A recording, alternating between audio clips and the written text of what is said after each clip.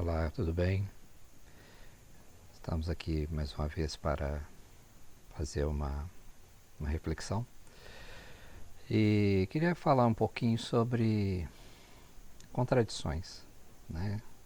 Ontem, durante um momento devocional aqui, eu e a Lilian, a gente estava lendo um guia devocional do Wilson Tozer e ele fala sobre as contradições, né, da vida cristã. E é interessante que em determinado momento ele coloca que é estranho, mas é verdadeiro que o cristão é mais forte quando está mais fraco. O apóstolo Paulo já dizia isso, né? Quando penso que estou fraco, aí é que sou forte. E o Tozer continua dizendo, né? Quando se coloca de joelhos, o cristão pensando estar fraco, ele é sempre fortalecido. E ele continua dizendo, olha, o cristão corre menos perigo quando está temente e confiante em Deus e corre mais perigo quando se sente o mais autoconfiante possível. E a gente está passando aí, enquanto humanidade, um momento, né, que nos permite refletir sobre essas nossas contradições humanas e, para aqueles que têm a Jesus como Senhor e Salvador, das contradições da nossa fé. Vale salientar que, talvez nesse momento agora, muitos, né, que se julgavam intocáveis, imbatíveis, poderosos, né, senhores de si mesmo e daquilo que gira em torno dele. Diante dessa realidade, né, dessa situação mundial colocada aí por essa questão de saúde, nada do que essas pessoas entenderam ser suficiente para a sua vida e necessário para se manter, né, dentro de um padrão, de um status de poder, nada disso tem adiantado muita coisa. E isso tem criado, né, na mente, certamente, de cada um deles, um conflito sem tamanho. E quando a gente fala de conflito, essa relação do Senhor, né, com Jerusalém, com o povo de Israel, a história é muito interessante. Eu, hoje pela manhã, lendo o livro do profeta Ezequiel, no capítulo 16, o Senhor dá uma ordem, né, manda uma mensagem para Jerusalém, e ele fala sobre as abominações, né, que Jerusalém haveria de vivenciar. E ele fala, né, dessa relação dele, o Senhor, com o seu povo Israel, né, representado ali pela cidade de Jerusalém. E ele compara Jerusalém como uma meretriz. Fala de alguém que foi rejeitado no seu nascimento, que ninguém cuidou, né, que ninguém limpou sequer o sangue, né, do seu parto. Ninguém a envolveu em faixas, ninguém cuidou dela. Ele vai discorrendo, né, através do profeta Ezequiel, uma situação de uma pessoa assim abominável. E ele compara Jerusalém como uma meretriz de quinta categoria, e o Senhor é muito duro, né? E aí ele diz que, ao contrário, né, daquelas que são prostitutas, que fazem da prostituição a sua fonte de renda e pelo ato da prostituição cobram, né, o seu valor, Jerusalém nem isso, né, dado o afastamento que ela promoveu do Senhor, nem isso ela era capaz de fazer. Mas ao contrário, como uma amante, né, de quinta categoria, exposta, né, à sua vulgaridade, ela se relacionava, né, espiritualmente com todos os espíritos, com todas as entidades espirituais daqueles povos, e colocando diante daqueles altares, né, colocando o incenso, colocando o vinho, colocando, né, o óleo, colocando tudo aquilo que era providenciado pelo Senhor diante daqueles altares, em troca, né, de uma posição, em troca de uma realidade que não era aquela que o Senhor queria para ela.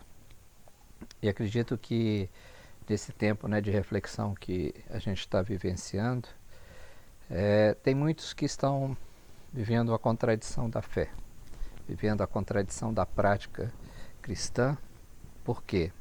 Pela sua autossuficiência, pela sua autossustentação imaginada, né? E agora, diante dessa realidade, estão se vendo, né, o quão grande é o Senhor e quão pequena é a nossa capacidade humana.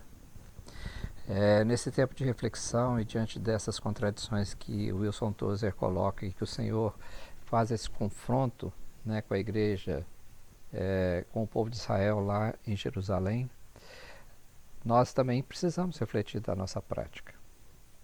Até onde, né, vai a nossa autossuficiência, até onde vai a nossa autossustentação, e diante das realidades que muitas vezes se colocam diante de nós de forma inesperada, qual tem sido, né, a nossa capacidade de reação e qual tem sido o nosso posicionamento e que força é aquela que tem nos sustentado. Nesse tempo, né, que se chama hoje, eu queria dizer para você que o Senhor, mesmo dando aquele pito, né, colocando Israel diante daquela situação, naquela comparação de uma meretriz. E ele vai discorrendo sobre as práticas de Jerusalém, ele vai discorrendo sobre os pecados, sobre as incoerências, né, da relação que Jerusalém via estabelecendo com ele, o povo de Israel.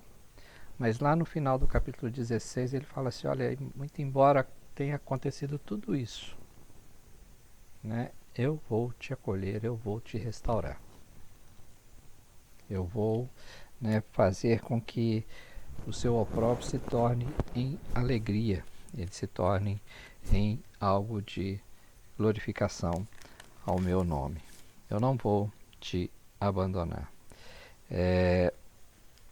E ele diz lá, olha, porque eu estabelecerei o meu concerto contigo, e saberás que eu sou o Senhor, para que te lembres e te envergonhes e nunca mais abras a tua boca por causa da tua vergonha, quando me reconciliar contigo, de tudo quanto fizeste, diz o Senhor Jeová. Então, nesse momento, né, dessa reflexão, eu queria te convidar a se colocar diante de Deus e fazer uma revisão daquilo que tem sustentado a sua fé, tem sustentado a sua vida enquanto pessoa humana. É aquilo que você tem pela força do seu braço, pela força da sua mente, pela força do seu verbo, da sua capacidade oratória, ou é por aquilo que está dentro de você e que o Senhor tem colocado e que o Espírito Santo tem testificado no seu coração. Aqui atrás tem uma luz. Para aqueles que são observadores, talvez ela tenha incomodado desde o início desse vídeo, né, tenha gerado aí em você um incômodo e talvez tenha até perguntado por que ele não chega um pouquinho para cá e esconde aquela luz, o vídeo fica melhor. Aquela luz ali, ela tem uma representatividade. Atrás dela, trevas. E ela faz um divisor. Ela faz um divisor entre a luz e a escuridão, entre a claridade e a escuridão. Ela é uma representação daquilo que é a graça de Deus para a nossa vida. Que essa luz, né, que se chama e foi revelada na pessoa de Jesus Cristo, né, nesse momento de reflexão acerca daquilo que são as suas contradições e as nossas contradições, que a gente possa olhar para ela e a gente possa ter nessa luz representada aqui pela pessoa de Jesus Cristo, né, o nosso horizonte, o nosso referencial, o nosso balizador, e que tudo aquilo que aconteça à nossa direita, à nossa esquerda, que seja colocado à nossa frente como obstáculo, que essa luz na pessoa de Jesus Cristo possa apontar um novo caminho, possa nos tirar, né, daquela contradição e nos colocar na posição que de fato o Senhor deseja. E oxalá nós tenhamos da parte de Deus o privilégio de ouvir dele essa palavra de que quando eu me reconciliar contigo, de tudo quanto fizeste, nós possamos dar louvor e glória ao nome do Senhor. Que Ele te bendiga em tudo e em todo o tempo. Que assim seja para a glória do seu nome.